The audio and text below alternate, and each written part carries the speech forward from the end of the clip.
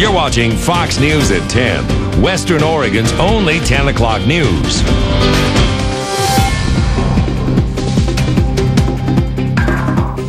Ambulance costs are soaring, but are some ambulance trips a waste? Good evening, everyone. Thanks for joining us tonight.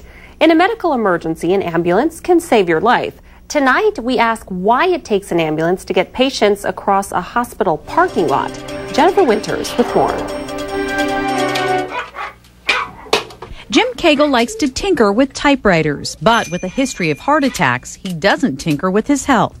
When his chest hurt recently, he went straight to the doctor. It wasn't awfully bad, so I went into urgent care.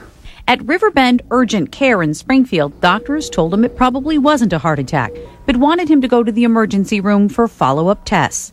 Urgent care is here, emergency is here, separated by two sky bridges. So he asked, You want me to walk? Do you want a wheelchair or what? We're going to call an ambulance. So I got an ambulance ride from one corner of the hospital to the other corner. Despite his protests, Cagle says he was strapped to his stretcher for an ambulance ride from urgent care around to emergency. Did they treat you while you were in the ambulance?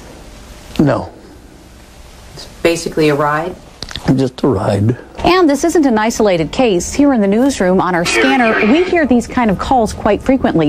In fact, look at this. On the dispatch log at 11:19, there was an ambulance that went to Riverbend Urgent Care. 2 minutes later, it was at Riverbend Emergency. It's the pavilion side. I called Riverbend Hospital to ask why the ambulance ride.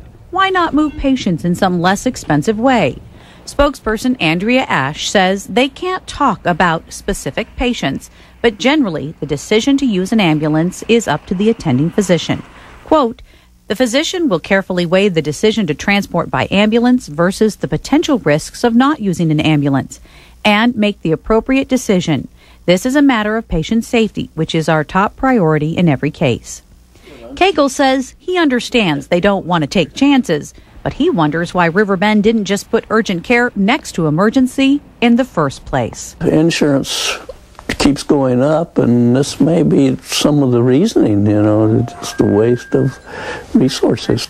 In Springfield, All right, it's your turn. We want to hear from you. What do you think of Riverbend's ambulance situation? Write to me. That's Natasha at myfoxeugene.com. Remember, your comments could be used in a future newscast. The CDC changed their school closure recommendations this morning after reevaluating swine flu in the United States.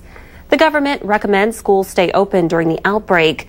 They say the swine flu virus is milder than they first feared.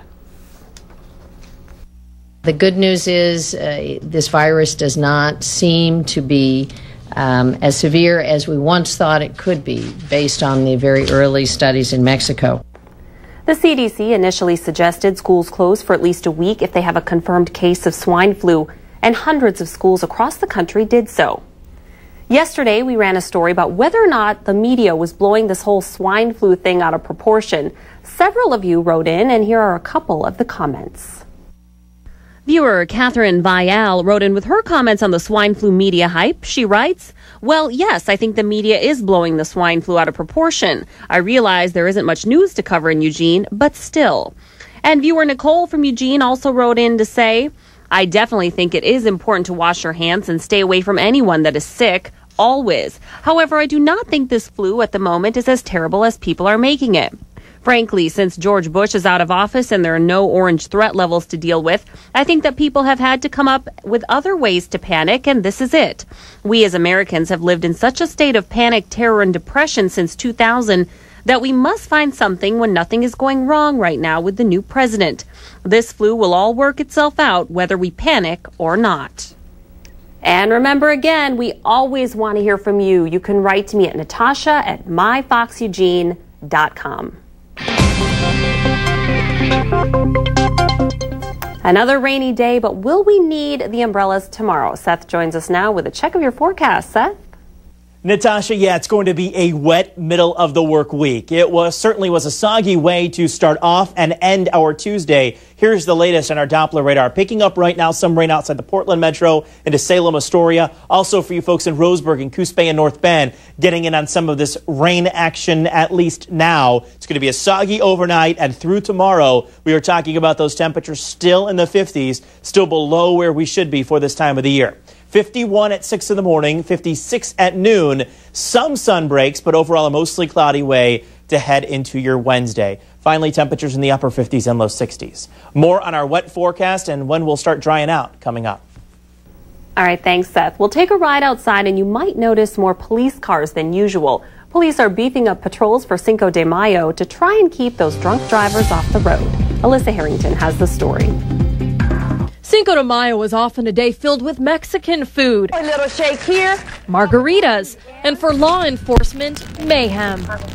I believe it's 43% of the traffic crashes on May 5th were DUI and alcohol drug related. That's why local law enforcement's beefing up Cinco de Mayo patrols in an attempt to keep drunk drivers off the roads. We intend to stop and arrest them before any tragedy takes place, before any accident happens.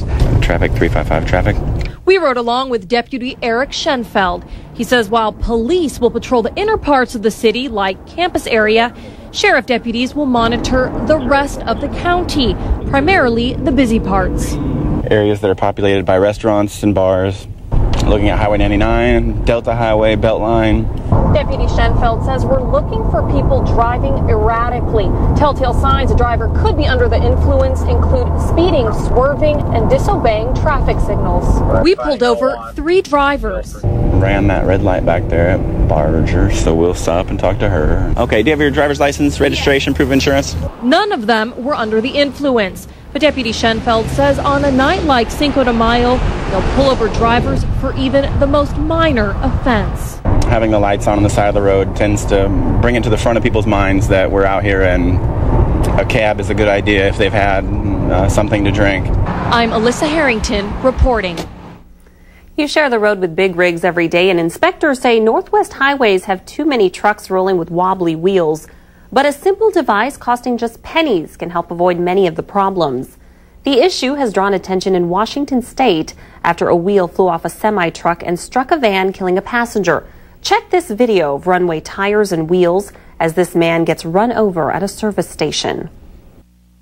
Technically, you had, on this wheel, you had 2 lug nuts holding the whole thing together. Oh, wow. It just worries me that we find them on a regular basis. But a 65-cent piece of plastic could hold the key to safety and fewer flying wheels. The gizmo is called Wheel Check, and they fit on each lug nut pointing in the same direction. If a lug is loose, the arrow moves. The YMCA says more than 260 families took advantage of their free memberships for the unemployed. We told you in March the YMCA offered to help people who had been laid off. They thought about 100 people would take them up on a free 3-month gym membership. Instead, 260 applied. It's really giving people who are in that situation an opportunity to connect with each other and with other folks rather than just staying at home every day. So I think the human connection has been a real important component of this whole project. The YMCA is not offering any more free memberships to people newly unemployed, but will reassess in June. A McMinnville family says their dog was attacked by a cougar. They came home last Friday night to find Buddy covered in blood and badly wounded. The 1-year-old dog had bite marks on his ears and throat and a claw mark on his leg. They rushed him to their veterinarian. The family says the other dogs may have kept the injuries from being worse. The other dogs had scratches on their face and their shoulders and stuff. So that made us believe that they probably saved his life, that they went after the cougar and chased it off. The vet says she's treated a number of possible cougar attacks already this year. She believes the tough winter made it harder for them to find food, so they could be trying to find food closer to civilization. Rush hour traffic came to a standstill on a Minnesota highway because of a runaway dog. The white dog was running loose for nearly an hour last night. Several drivers tried to catch it as it ran between the northbound and southbound lanes. Eventually, the dog was caught unharmed and taken to an animal shelter.